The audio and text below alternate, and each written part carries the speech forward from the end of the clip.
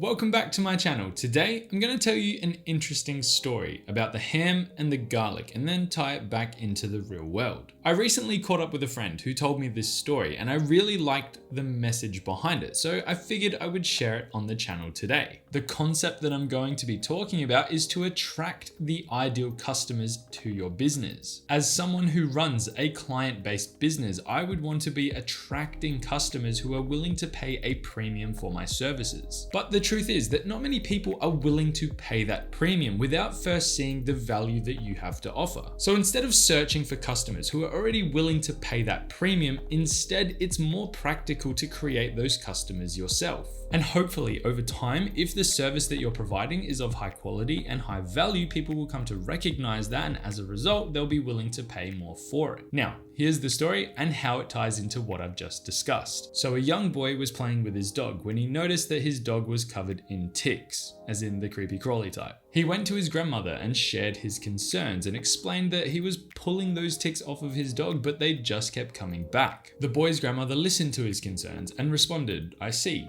What you'll need to do is feed your dog some garlic and hopefully it will sweat out the ticks." Following his grandmother's advice, the boy took some garlic and tried to feed it to his dog. However, every time he goes to feed the dog garlic, the dog runs away because obviously he doesn't want to eat that garlic. So the boy becomes frustrated and doesn't really know what to do. So he goes back to his grandmother, a little bit defeated, and shares the bad news. And she kind of laughs at this and says, "You can't just feed the dog garlic straight up. You need to wrap it in ham. Try again." Taking his grandmother's advice, he wraps the garlic in some ham and then his dog takes it without any complaints. And the next day, the dog is tick-free. Now, as a quick disclaimer, it is essential to understand that the moral of this story is not to feed your dogs garlic. Dogs metabolize certain foods a little bit different to us humans. Garlic and other members of the allium family, including onions, contain thiosulfate, which is actually toxic to dogs, so don't go feeding your dog garlic anytime soon. The moral of the story as a business owner is to wrap what your clients need,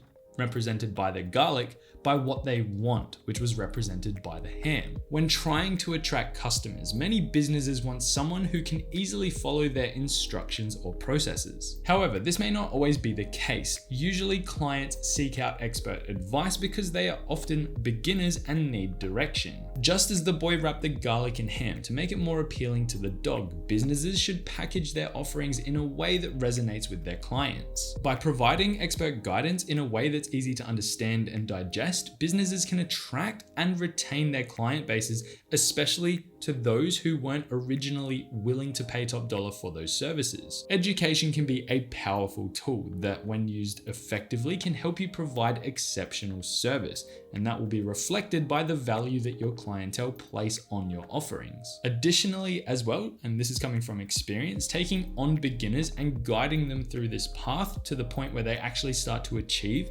and hit some of their goals that they're trying to get through, they are definitely going to put a higher value on that dollar spend. They're going to definitely feel like the money they spent to get to this point was well worth it. This approach can help you establish a stronger connection with your clients, and it definitely helps to build trust as well. And this is essential for any type of long-term success with any business. Where the question then arises, how can I actually apply this to my own business, where the concept of the ham and the garlic then comes into play? Take the example of Alex Horomozy, who has shared this story on his social medias in the past. He described a weight loss program that he sold to his clients called Big Booty Boot Camp, which involved 6 weeks of various deadlifts and squats designed to help people lose weight through proven methods. From a training perspective, the program was sound. However, he notes that if he marketed the program as a squat and deadlift exercise boot camp, that potential clients may have been turned away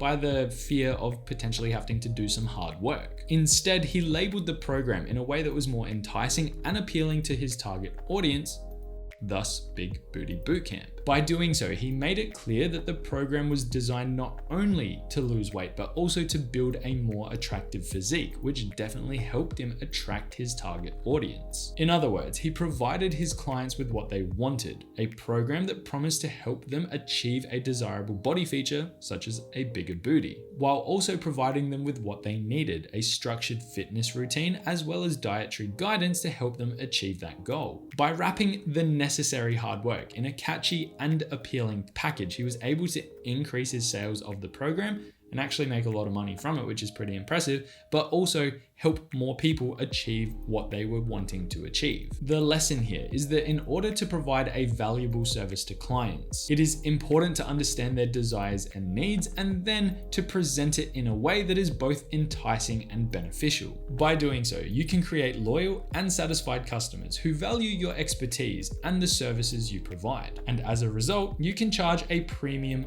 for your services because you have created a product that meets their needs, but also provides them enough value to justify them paying for it. And that is the story of the garlic and the ham. Hopefully you took something from today's video. Hopefully it was insightful. If it was, please hit that like and subscribe button down below. I really do appreciate the support. And with that being said, that's all I really have to talk about today. So I'm going to leave you there. Have a good day. Have a good week. And as always, I will see you in the next one. Bye for now.